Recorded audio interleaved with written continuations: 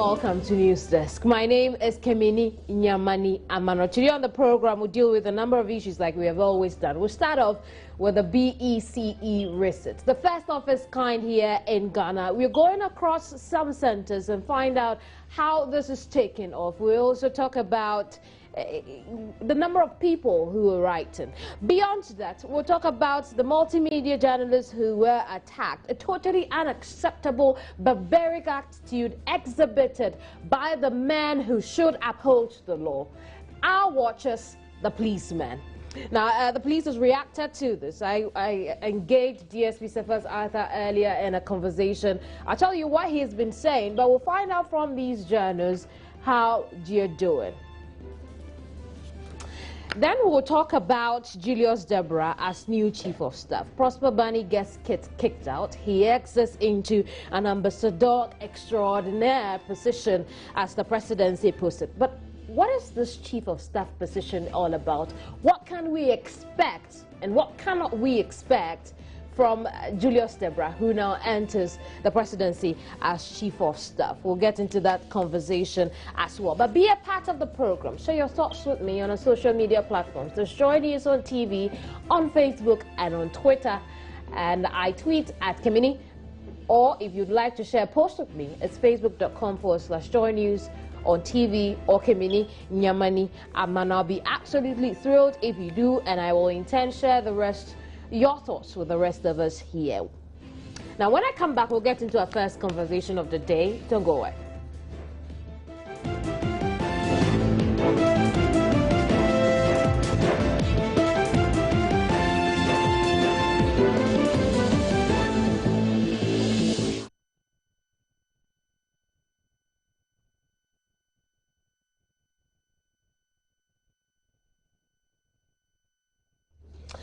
This is News Desk, and you're welcome to the program. The increase in rate of attacks on journalists by unscrupulous people, particularly the police and other public officials, is raising tension, especially among the media fraternity. Two of our own from the multimedia group were assaulted in the line of duty by two marine policemen on the Senchi ferry in the Sujaman district on Saturday. Now take a look at this video and then we'll come back to a conversation on this.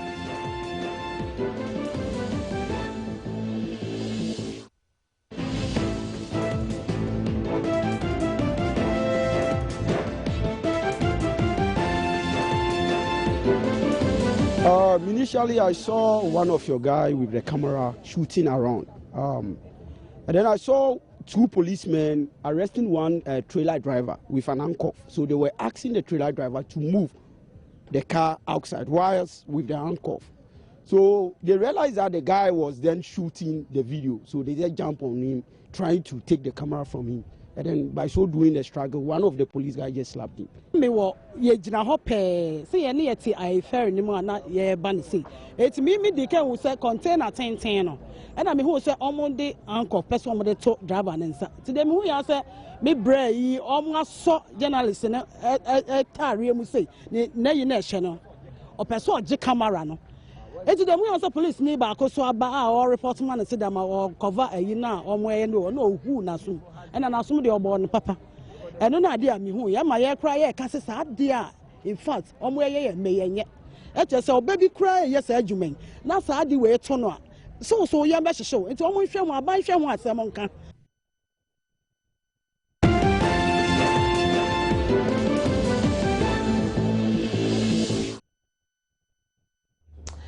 Let's look at this issue very closely over the next few minutes. Matilda Lemega, who was shoved aside when she tried to intervene, is here with me, and we'll speak with her over the next few minutes. How are you doing? I don't even know how to. You must be traumatized by what happened. By what happened. But before we go into events of the weekend, what's the latest on this issue? Well, we have begun the process, and we've been speaking to the lawyer, and we've been asked to put down our statements now. The cameraman is also going to do his medicals, and then from there we'll proceed to the police, and then we'll get things done.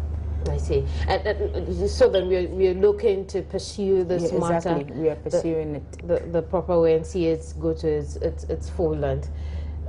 What were you doing on the Senchi ferry? Okay.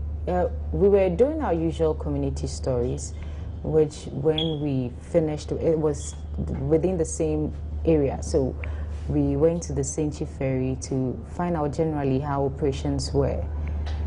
When we got to the site, we were told the manager in charge wasn't around us at then, so we spoke to the second in command, I should say, one Mr. Dati, who gave us the go-ahead that we can speak to the traders, speak to the drivers, but if we need an authority to speak to, we would have to come back on Monday because none were around.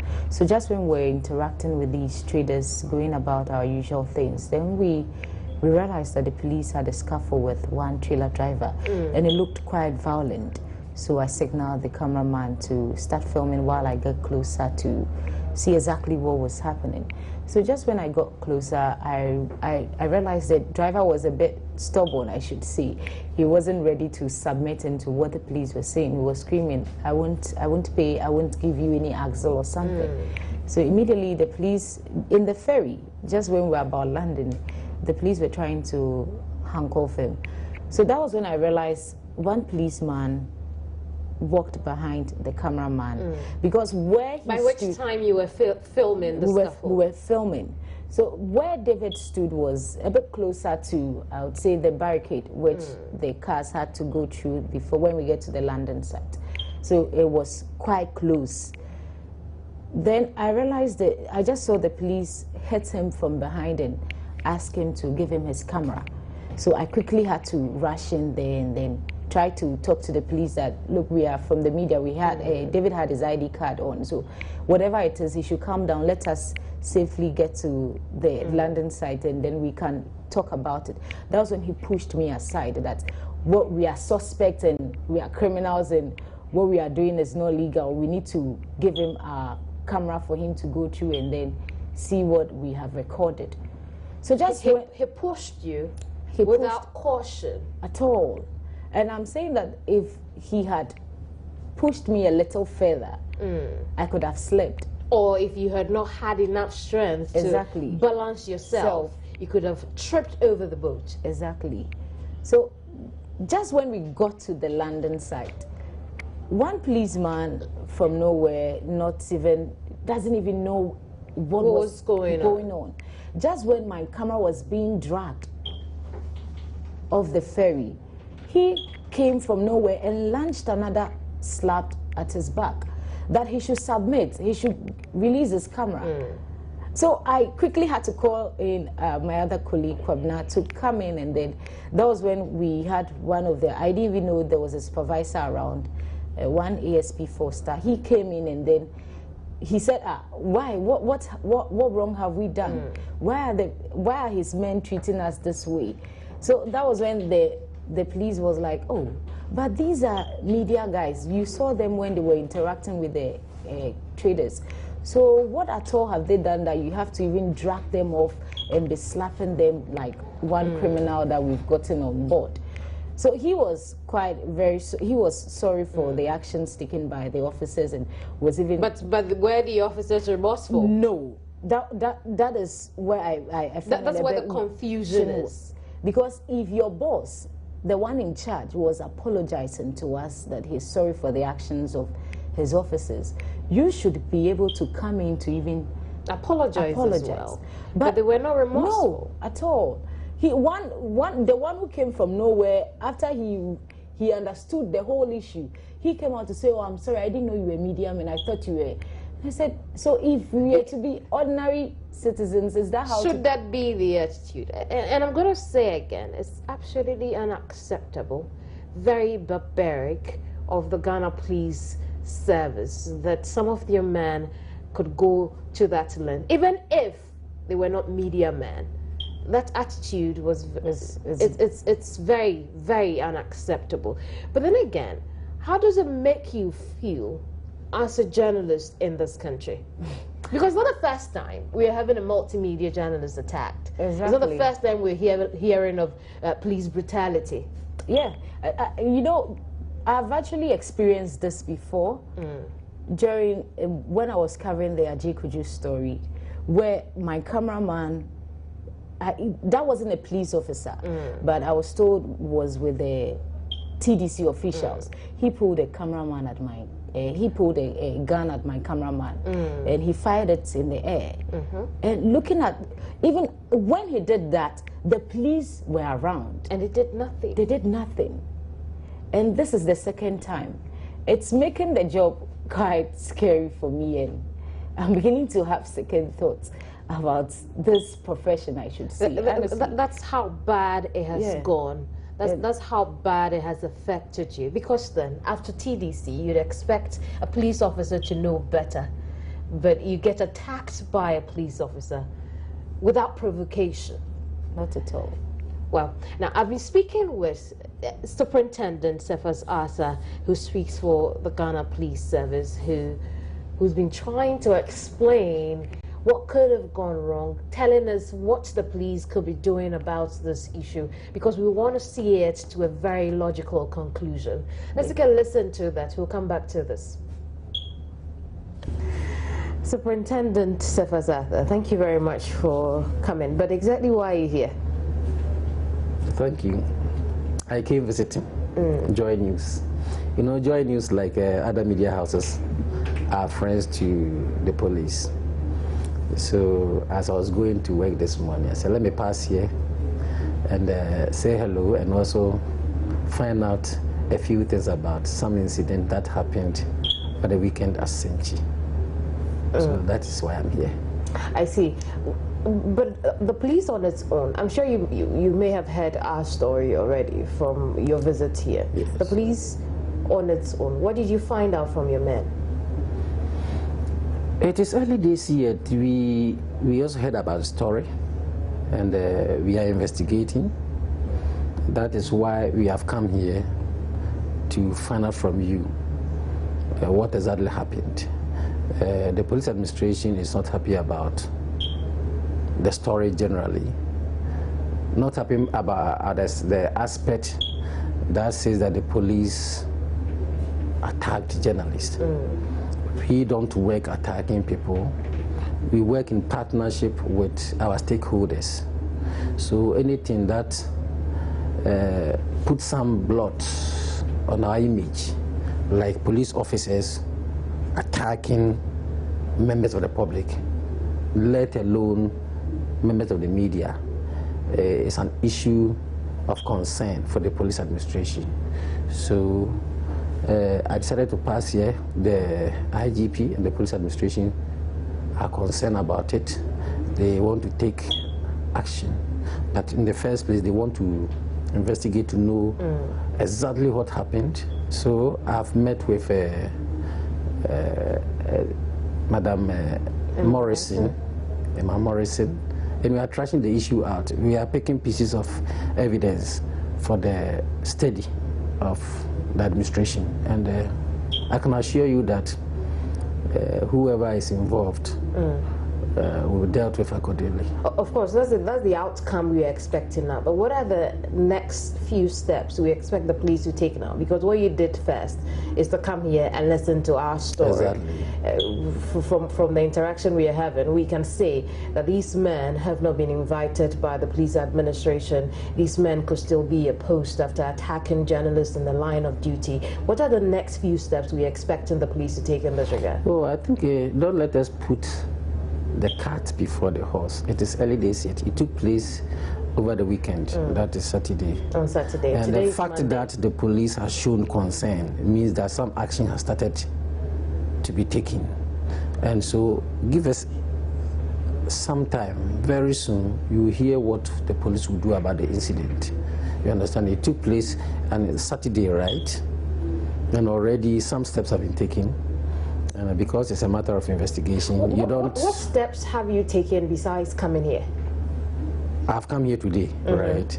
Other steps have been taken. Before even my getting to know about it, some steps have been taken. And you don't put information about investigations up front in situations like this. You know, this is a fact-finding mission, and I just want to... No, that's fine. What I want to know now is, what's the process usually when a policeman misconducts him or herself as reported to the administration? Yes. What are the processes in The first step is that, an officer? The first step is that if any allegations made against any police officer, he could be interdicted and the allegation investigated. He may also be investigated while he's working, depending on the gravity of the allegation. So it is either one or two. He could be interdicted. Whilst he's on interdiction, the matter will be investigated preliminary. And then when it seems to be established against him, when the investigative body finds something culpable against him, now he will be put through service inquiry. But in this case, none of that is taking place yet, because you say it's early days. Yes, it is early days yet. It is early days yet. It's early days. Which means that I can also say that really, besides hearing our story, the police has not picked up anything from its men yet. No, you don't only have to... we haven't picked up anything from our men yet. What is it that your men... No, definitely. Have been telling you? Something has happened. Something has been heard from one or two persons, unofficially or informally. But as I said, it is early days here to put anything up front. I mean, investigation is a total whole. It is a whole. You don't... Is your visit here meant to cut short the issue? At all. At all. It's not meant to cut short the issue. It's meant to show that we are concerned about what has happened. The police administration has got to know about it. They wouldn't sit down unconcerned. They want to assure the public and your media house that they are not taking it lying down, and that they would conduct investigation to the bottom of it, so that they establish the fact and take the appropriate action. So it's just to ask you to take it cool and not feel that nobody is listening, nobody is concerned about your issue. SV, how do we take it cool when two of our people were attacked right now? It's not just them. I don't think you intend... The entire newsroom is scared of carrying out stories now, because then we fear for our safety. Stories that would demand certain questions from certain people. Because if the police itself is not afraid, is not concerned enough not to attack journalists, and is able to do that, what will the ordinary person do? What do we do with our men, our two journalists who are hurt now? You think the police are not afraid to attack journalists? You think the police are not afraid to do things that are non-professional? That is not true. You know about certain steps that the police administration has been taking of late. I hope you have heard about the public confidence reaffirmation program. I think you saw what we call a Times story of last Monday, which published 69 police officers interdicted. So it is, our records are replete with police officers who are punished for one misconduct or the other. So it is not a matter that the police are not afraid of attacking police of media men, or they are not afraid of doing what is wrong. They are very much afraid of doing what is wrong. We know there are laws. If I will land on this, we know there are laws in the country which debars and deters. And the laws debar and they deter people from committing offenses, but offenses are committed. In this case, so the fact that in this case, the police did. I mean, that's what we are investigating, and that's what you have put on your network. So we assume that that is your aspect of your side of the story. We don't have to write it off. We have to investigate it, and when that is established, then we take the necessary action against the police officers. And that's what we are looking forward to now. We can assure you of that. Let's address police brutality. Yes. Some of your men have been very notorious with their arms, with their badges, with their uniforms, torturing people, tormenting lives of innocent Ghanaians. And for the ordinary Ghanaian on the streets, the police has done nothing about it. Why should we believe you do anything about this one? Anytime any police officer misconducted himself, the person was dealt with.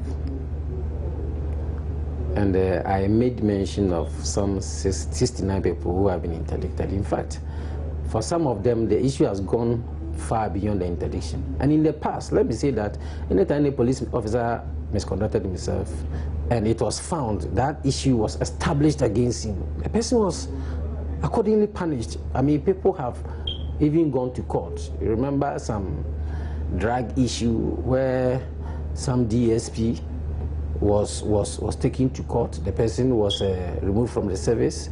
He was also taken to court, and he was jailed. We have had instances where police officers, like the Kotobabi incident, shooting incident, the Dansuman shooting incident, where officers were dealt with for misconduct. So our record is replete with officers who misconducted themselves in one way or the other, got investigated, and matters established against them. And they were taken to service inquiry. Some were removed from the service, some were dismissed, some were reduced in rank. And where it borders on criminality, I mean, we all hear all the time. There are even just a few months ago, there were police officers in court for one offense or the other. But it looks like it hasn't been deterrent enough. Oh, it is deterrent. It is very, very deterrent. It is just like human nature. You understand it? Even in our society, people know that there are laws that govern our behavior. People will think the police will know better. No, but we are better. We do better.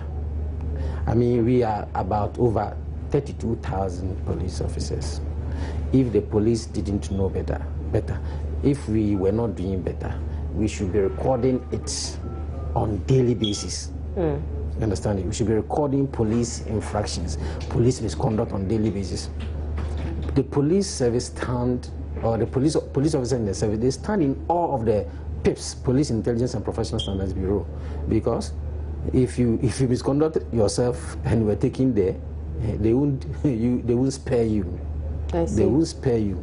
There are cases that go to court about police officers misconducting themselves, and some getting removed, some getting dismissed, and other things as a result of the work of the Police Intelligence and Professional Standards Bureau. And I can assure you that this particular case will also be taken so seriously in the same way that others have been taken seriously. Matilda Wemega is still here with me. She was one of the journalists attacked over the weekend by some policemen. Matilda, where's your cameraman at the moment? You know, he got the real bashing. So for now, he's been asked to go and get a medical report so we can pursue this issue. Right. And again, I'm going to say we're going to see that this gets to its logical conclusion. We're not taking this lightly at all. Thank you very much for coming and doing your job. Sure. Away from that, President John Dramani Mahama has appointed Minister for Local Government and Rural Development, Julius Debra, as new Chief of Staff. He will be taking over from Prosper Douglas Barney. He will be appointed an Ambassador Extraordinaire And a statement signed by Minister of Communications, Dr. Edward Omane Boama, also announced the reassignment of William K. Abua as an advisor responsible for the restructuring of NACOB into a commission. He will also assume the chairmanship of the NACOB when the board is constituted. Baba Isifu Kamara, a senior advisor for special duties in the new national security, is the new national security advisor, while Deputy Minister for Works and Housing, Johnny Osei Kofi, also moves to the Flagstaff House as a Deputy Chief of Staff. Now, the statement noted the President's appreciation for the work carried out by all the officials who have exited and expressed confidence in the capabilities and experience of the new appointees. The President expects the new appointees to be committed to the task of managing the affairs of the Office of the President in order to realize his vision for the economic transformation of Ghana. Right, so I want us to look closely at this matter as well. This Chief of Staff position, what is it? Because we have heard it's time without number. Who is the man going to occupy this position now? Who was the man, or who is the man who occupied the position before? But really, is this a knee-jerk reaction to all the tabloid conversation about the Chief of Staff and issues at the presidency? Or the president has just reverted to being a listening president? We'll come back to that conversation. Don't go away.